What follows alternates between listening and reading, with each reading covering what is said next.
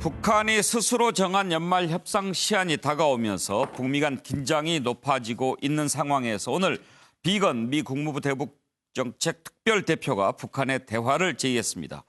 비건은 내일 오후 5시에 지금 일본으로 떠날 예정인데 북한은 아직까지 답이 없습니다. 오늘 간단한 기자회견을 가졌는데 나는 여기 와 있다. 북한은 나와 어떻게 접촉할지 그 방법을 잘 알 것이다. 라고 얘기하면서 공을 북한에 넘겼는데 아직까지 북한에서 답은 없습니다. 그리고 청와대에서 문재인 대통령 35분 정도 만났는데 북한의 비핵화 협상 포기하지 않고 최선을 다하겠다라고 답했습니다. 내일까지는 혹시 북한에서 답이 올까요? 관련된 녹취 먼저 들어봅니다. In their statements, much has been said about North Korea's end-of-the-year deadline. On this point, let me be absolutely clear. The United States does not have a deadline. We have a goal to fulfill the commitments the two leaders made during their historic summit meeting in Singapore.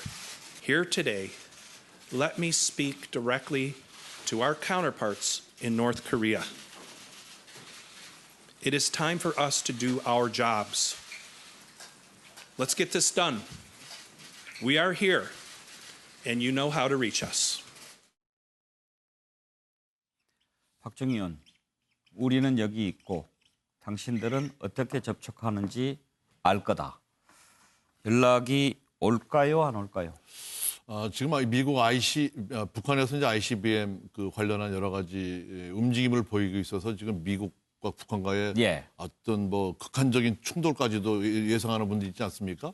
그런데 비건이 지난달에 이제 부장관으로 승진을 해서 굉장히 무게가 좀 실려 있습니다. 그런데 판문점에서 이제 만나게 될 텐데 회동을 하게 되면 아직까지 북한 측에서는 답변이 없는데 저는 내일 오전에 아마 전격적인 어떤 움직임이 있지 않을까. 내일 오전에서 예상을 하고 있습니다만 최근 북한의 여러 가지 통신이라든가 방송의 태도를 보면 트럼프에 대해서 늙은 망령, 늑다리 망령꾼 이런 식으로 하는 거 보면은 또 어떤 게 워낙 이제 북한의 그 태도라는 게 갑자기 변하기 때문에 전 내일 아침 오전까지 좀 지켜봐야 되겠다 이렇게 생각이 듭니다.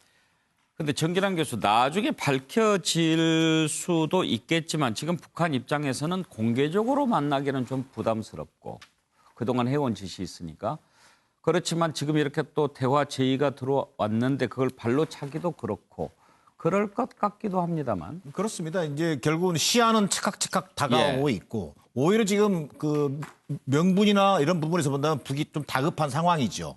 그런 상황에서 계속 얘기했던 게 저는 북한의 김정은 위원장이 새로운 셈법이었거든요.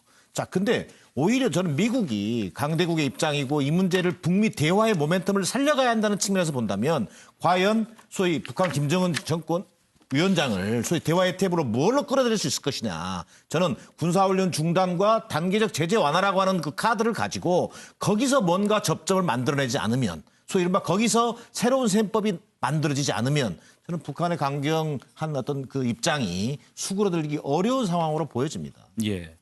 양문석 이사장 전망은 어떠신가요? 전략 전술의 이 기본은 자신의 상황들이거든요. 자신이 처한 상황. 북한 같은 경우에는 계속해서 경제 제재가 워낙 강하게 돼 있기 때문에 북한의 현재적 경제 상황이 바탄지경에 계속 가까워지고 있습니다. 북한도 시간이 없습니다. 그리고 내년에 트럼프 대통령은 또 대통령 선거를 앞두고 있습니다. 정치적 일정을 앞두고 있고 특히 트럼프 대통령 같은 경우에는 북미 간에 있어서의 대화를 했다는 부분에 대해서 이전 정부와 계속 비교하면서 나만이 할 수 있었던 일이었다라는 것들을 지속적으로 홍보해 왔습니다. 그렇기 때문에 대통령 선거를 앞두고 트럼프가 자랑했던 북미 대화의 그 성과들을 무너뜨릴 수도 없는 거고 그리고 북한이 경제 제재를 통해서 북한 내의 경제 바탄이 계속해서 가까워지고 있는 상황에서 각각의 정치적 이유나 민생의 이유로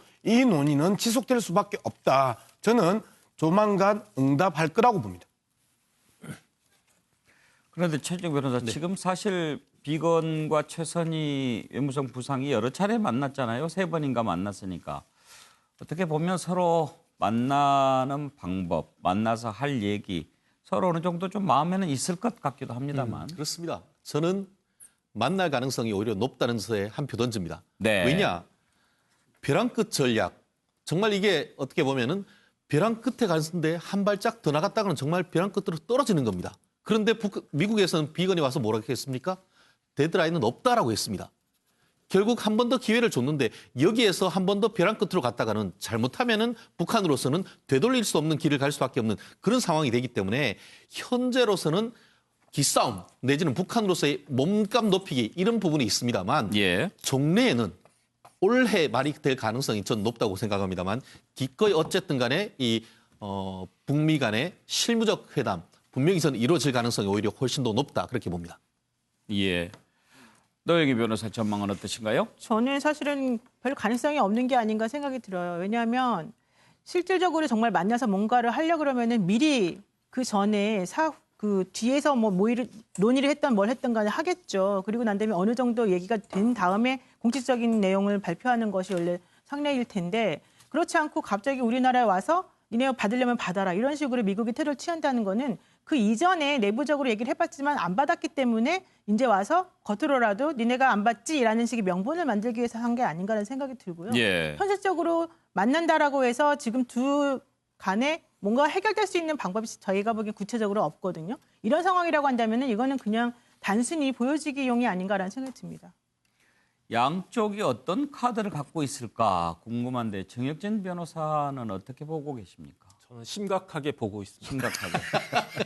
왜냐하면 심각하다고 그러는데 왜 저도 웃음이 나옵니다. 그 VIT예요. Very Important Test. 예. VIP가 아니고 예. 이런 걸 했다라고 북한이 이야기를 하는데 아마 이것을 미국이 수용하기 어려울 거예요.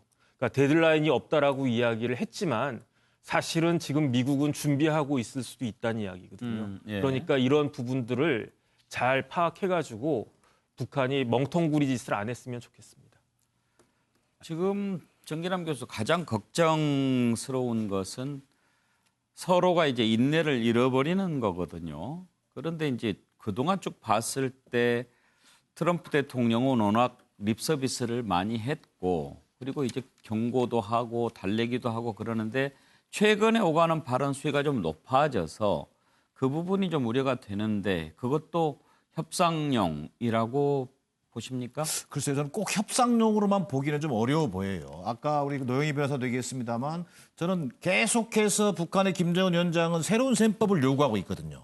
근데 지금 이번에 비건이 방안에서도 사실은 얘기하는 걸 보면 특별히 새로운 만한 내용이 없단 말이에요. 예. 자, 이렇다면은 이게 뭔가 이렇게 또 일부 전문가도 얘기합니다. 새로운 셈법을 얘기하는데 계속 미국은 동문서답을 하고 있는 거 아니냐. 예. 이러면서 뭔가 좀 강경한 어떤 그 대응의 명분을 착착 쌓아가고 있다는 느낌도 있거든요. 저는 그런 의미에서 어찌 보면 북한, 미국 다 서로 상대방의 패는 다 알고 있는 것 같아요. 예.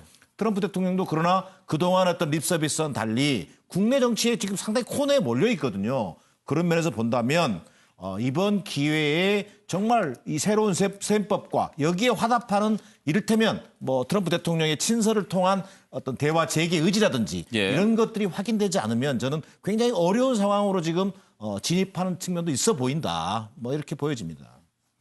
그런데 지금 이제 조금 걱정되는 부분은 비건 대표가 오늘 발표한 내용이 공개적인 상황에서 대화하자라고 하는 거거든요. 실제 대화할 의도가 있었다면 사전에 어떤 채널을 통해서 연락하고 만나고 그게 더 대화를 이끌어내는 좋은 방법일 텐데 나 여기 있다 연락해라 라고 하는 게 오히려 대화를 하자는 것인지 아닌지 그게 좀 애매할 수도 있어요. 비건의 이런 공개적인 대통령 면담과 또 우리 측의 협상 라인에 있는 분들을 제일 계속 만나면서 얘기하는 것이 마치 어떻게 보면 최후 통첩하는 거 아니냐 하는 생각도 좀 들어요. 그런 느낌이 좀 왜냐하면 있죠. 그 전에 이제 미국의 전략 자산들이 와서 예.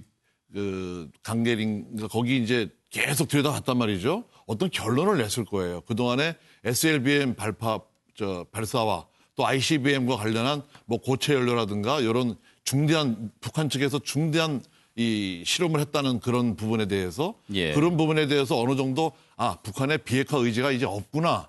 이제 경제 제재를 하는 수밖에 없구나. 혹은 어떤 뭐 미국에서 누가 얘기했듯이 원점 타격한다는 뭐 이런 극한적인 얘기까지 나왔는데 그런 부분에 대해서 최후 통첩으로 해서 판문점에서 만나자 하는 얘기를 우리로서는 미국으로서는 할 일을 다 했다. 예. 그런 명분 쌓기가 아니냐 하는 그런 걱정도 좀 있습니다. 그래도 우리가 희망을 버리지는 말아야죠. 그렇습니다. 아까도 얘기했습니다. 북미 대화의 이 모멘텀을 어떻게든 살려내야 되는 것이고요. 네. 더 나아가서 저는 우리 정부, 소위 문재인 대통령을 중심으로 우리 정부의 역할이 좀 더 요구되는 시점이다. 이를테면 한중 정상회담이라든지 한일 공조 이런 것들을 복원하는 것까지 포함해서 우리 정부가 촉진자로서의 역할을 찾아내서 우리가 항상 희망적 사고만 하고 있을 것이 아니라 이런 어떤 절박한 상황에서 우리 정부의 역할을 찾아내는 것도 지금 대단히 중요한 시점으로 보여집니다. 예. 인간을 위해 땅에 오신 예수 그리스도의 탄생을 축하하는 크리스마스가 다가오고 있는데 그 크리스마스를 두고 크리스마스 선물 운운하는 것이 참 마음이 답답합니다. 정말 이번 크리스마스에는 좋은 소식, 기쁜 소식이 들려오는 그런 크리스마스가 됐으면 합니다.